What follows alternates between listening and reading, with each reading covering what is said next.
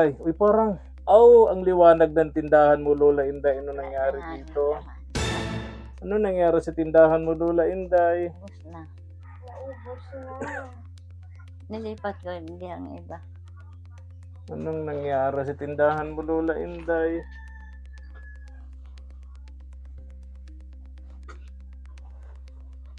Ay, hindi ka napapasukin dito ng magnanakaw. Wala nang tinda. Mas malakas pa itong si Lola Inday kaysa kay Nay Mirna. Kasi po, baka napuupo-upo lang siya. Tapos naghahinga. Tapos kain lang siya. Siyempre, manluya siya. Wala siyang lakawan na malayo. Ay ako naman, paminsan abot sa crossing simula dito. Subscribe to my channel. Good morning, isang makulimlim na hapon, mga katuwang. Samahan niyo po kami ngayong hapong ito ni Mama El. Papasyalan po natin si Lola Inday, yung sobrang sipag na lola, yung biyuda, no? Biyuda. 2 years old. Yes, Biyuda. mag-isa sa buhay. And matagal na ho kami naghahanap ng karpintero dito sa may lugar na lang ito. Hanggang ngayon wala pa kami makuha ang karpintero, mga katuwang. Yung karpintero po namin na gumawa sa bahay sana ni na Rowena, sa bahay nito ni na Diana, yun po sana ang pagagawin namin dito. Ang problema, 15 days daw po itong nasa malayo at magawa, mga katuwang. So kung maghihintay tayo ng 15 days, no? Matagal, baka abutin na po ng ulan, no? Mga tag-ulan. Kaya medyo nahihirapan po kami makahanap ng karpintero na gagawa po, magre-repair nitong bahay, yung kwarto at tindahan po ni Lola Inday, mga katuwang. Pero try natin, subukan natin ngayong hapon, pupuntahan po natin si Lola Inday, tingnan natin kung may nakausap na rin siya, kasi sabi namin nung huling punta namin dito, kung maaari magtanong-tanong din siya nung karpintero dyan dito sa malapit sa kanila. Kasi kung doon sa may lugar namin, napakalayo po noon, yung transportasyon, mamamasahe pa sila unless meron silang motorsiklo tulad sana ni Kuya Jun, yung karpintero natin sa lugar na to, mga katuwang. Tara, tingnan natin. Go, go, go! Let's go! Ayan. Tara na.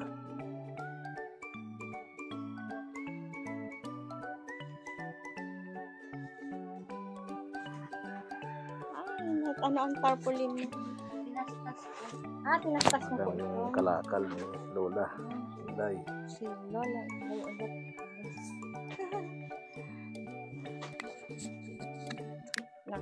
Ano ka? Ang tawag dito sa damit na ito?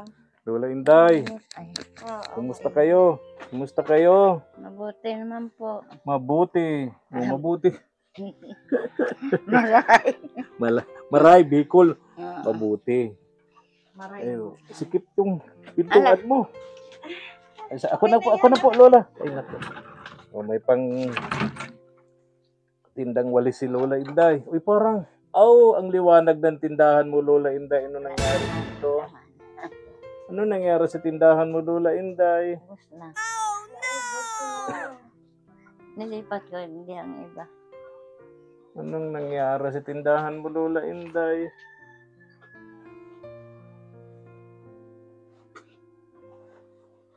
Ay, hindi ka napapasukin dito ng magnanakaw. Wala nang tinda. Wala nang nanakawin. Wala nang nanakawin. Huwag na natin itong ipagawa. Sigurado hindi na kayo papasukin ng magnanakaw. Wala na kasing ano. Wala nang tinda. Wala na hanapin na tinda. Anong nangyari, Lola Inday? Bakit ganito ang tinda mo? Wala pa po, di pa naglalakaw magsaon. Ha? Hindi pa nagpapalingki. Hindi ka Di pa pa ako po nakakapalengke. namalingki. Kaya naubos. Nagpahingalo muna. Ha? Pahingalo. Nagpahinga. Naubos ng puhunan. Meron pa man po. Meron pa. Kala ko naubos na yung puhunan.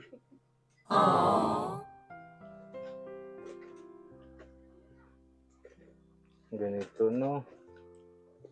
nalungkot naman ako. Bigla. Wala nang laman tong tindahan ni Lola Ang Inday. kalaman po. Nagkakalaman man daw. Ah? Hindi pa lang Nagkakalaman. napalengke. Hindi pa nasa on. Hindi pa napalengke. Kami na lang ni Mama El magpalengke.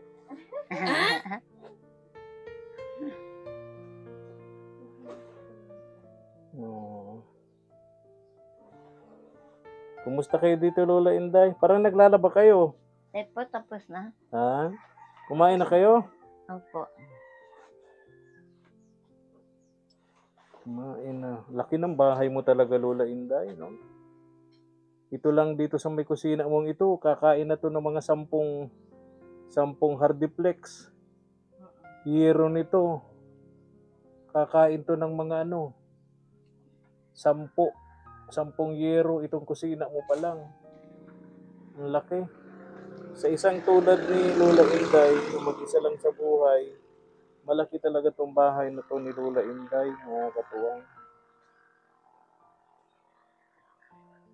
Kaya ang sinasuggest po sa amin, Lola Inday, nung mga nanonood po sa atin, yung mga nagko-comments sa comment section, kaya ko ang ipagawa natin, Lola Inday, yung kwarto mo, kahit yung kwarto mo malaki. Pang Salamat. isang pamilya na rin, Hmm. yung kwarto mo. Tapos itong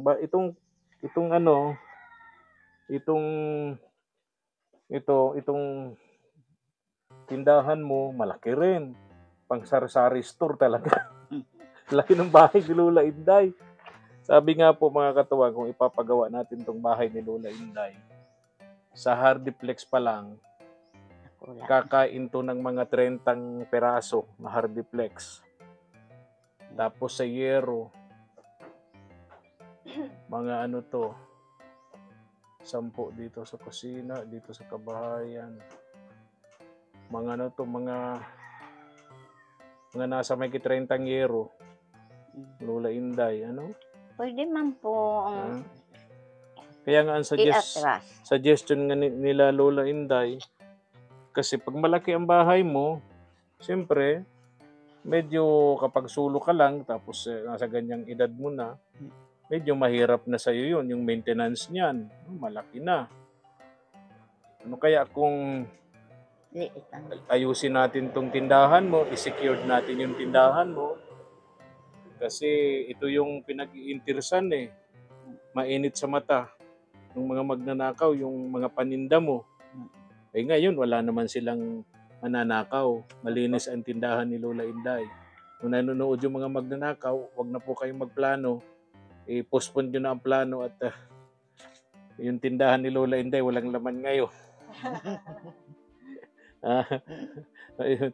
So yung tindahan, ayusin natin, i-secured natin. Tapos yung kwarto, pwede ba kaming pumasok, Lola Inday? Opo. Para makita natin yung kwarto. Opo. Ito, pakita Alam ko ko sa inyo mga katuwang. Yung kwarto ni Lola Inday, malaki din. Ito yung mayroon. kwarto niya. Ito, kwarto na to. May isang kwarto pa dito. Dito siya nahihiga. Yan sa president. Dito siya nahihiga. Na lang. Yung tindahan niya. Masubo. Sana kung ito lang. Tapos yung tindahan niya, kitang-kita niya. May isa pang kwarto kasi dito mga katuwang. Ito. Malaki din. Mga katuwang, malaki po. Kaya kung gagawin natin ito, kabuuan ng bahay ni Lola Inday, malaki ang makukonsumong materialis dito. Ay. Ngayon, kung ang gagawin natin, itong kwarto lang niya, yung tinutulugan niya, ito lang, itong kwarto niyang ito, itong kwartong ito ni Lola Inday, tapos yung tindahan, kitang-kita niya doon mula dito sa kwarto niyang ito, diyan, sa kinatatayuan ni Lola Inday, yung tindahan niya, kitang-kita. Pwede rin, Lola Inday, na magawa tayo dito ng pintuan, para mula sa kwarto, may pintuan ka papunta doon sa tindahan mo. Di ba, Lola Inday? Secured natin tong kwarto mo at yung tindahan mo. Now, yung kusina mo, okay pa naman, hindi pa naman tuluan yan, ano? May tuluan. Okay. Yun nga lang problema natin, Lola Inday. Hindi kami, yung binabanggit ko kanina kay Lola Inday, wala tayong karpintero na gagawa. Wala kayo talaga kayong kilala dito sa lugar nyo, karpintero. Mayroon po dito. Sabi ko baga sa'yo, Lola Inday, na kausapin niyo kung maaari, Hindi ko makita niyo. man kinausap po. Ang sabi mo, magdira kayo. Kaya nga po wala yung karpintero natin. Pero sabi mo kasi sa akin, yung karpintero dyan, hindi naman talaga karpintero, tutulong lang. Itong Oh. yaon sa, ano, Saan po?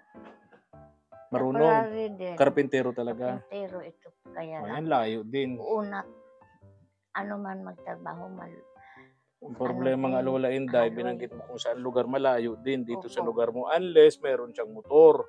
Oo. Oo. Kung galing dun sa lugar na Yung binanggit kasi mo, Poldo, kung malayo yun.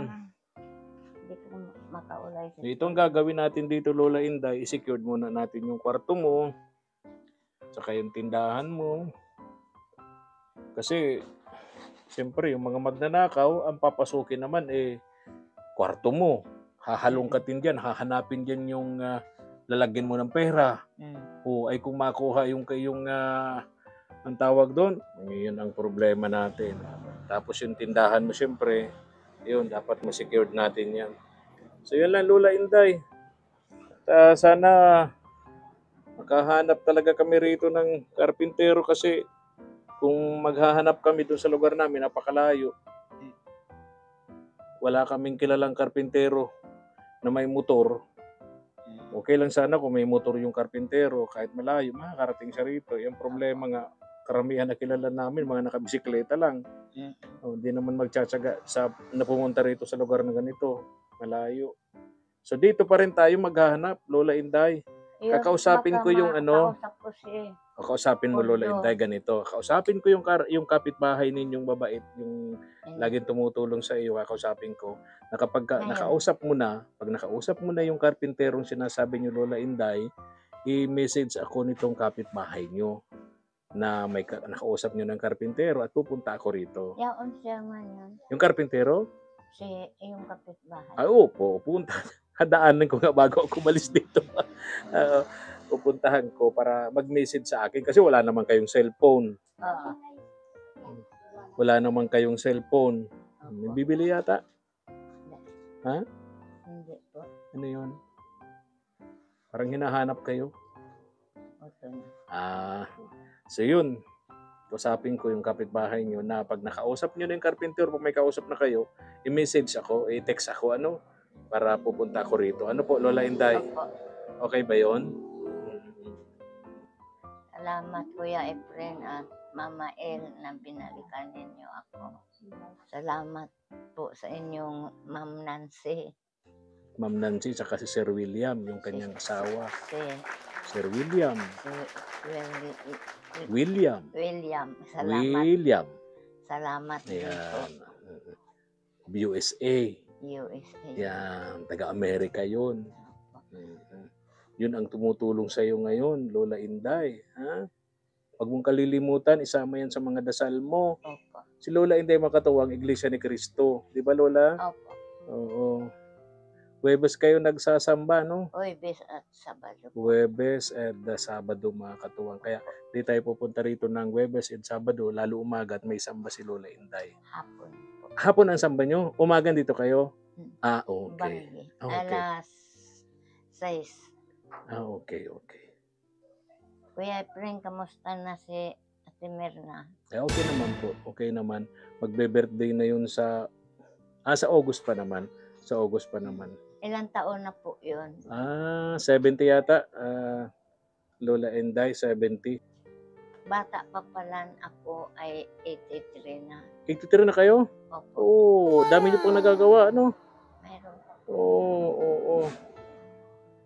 Ano po, pagka ako'y tumitigil sa trabaho, humihina ako. Kaya hindi kayo Hindi tumitigil. ako tumitigil. Kaya sige lang ang trabaho Sige niyo. lang trabaho pa. Tapos, nagalakaw niya. Si Nay Mirna ay 70 sa August. Kayo ay 83. Marso. Panganay kayo ng 13 years. Tama? Oo. Tama, no? 13 years. Panganay. Mama El, ano? Yes! Grabe, ano? Pero parang mas malakas pa itong si Lola Inday kaysa kay Nay Mirna. Kasi po, baka nag-uupo-upo lang siya. Naghahinda. Tapos kain lang siya. Siyempre, manluya siya. Wala siyang lakawan ng malayo. Ay ako naman, minsan abot sa crossing simula dito. Naglalakaw lang ako. Gagayahin mo ako, Mirna,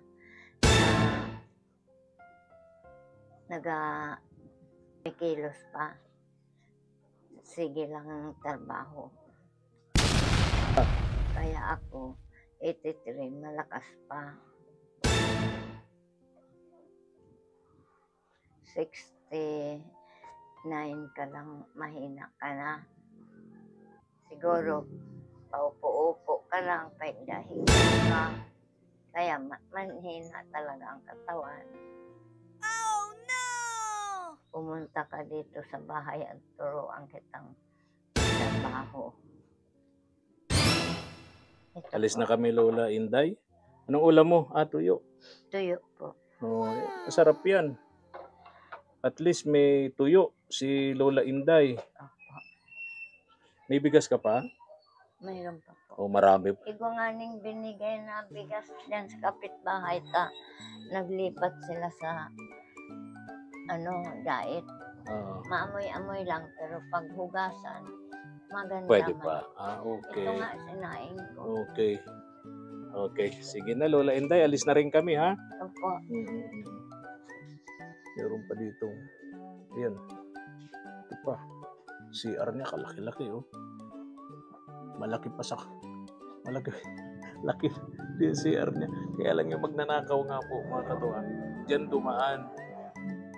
dumaan sa CR ni Lola Inday. Laki ng CR niya. Tapos ito, yung may pinto naman sana. Wala namang pangsara. Kaya delikado talaga ito kay Lola Inday. Napakalaki ang bahay niya. Mag-isa lang naman siya rito.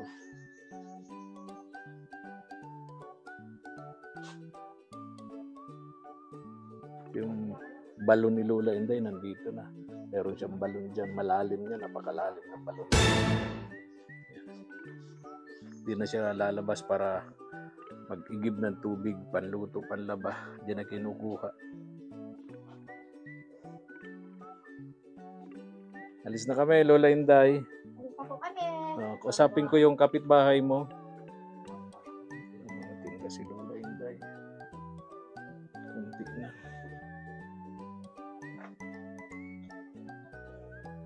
Bye-bye na, Lola. Bye-bye po. Bye-bye na. Ingat kayo, ha? Ingat ka dito. Mag-isa ka lang dito. Pero ngayon, siyempre, hindi ka pagpaplanuhan ng mga magnanakaw kasi walang nanakawin sila. Walang laban ang tindahan ni Lola Inday. So, bye-bye na. Bye-bye.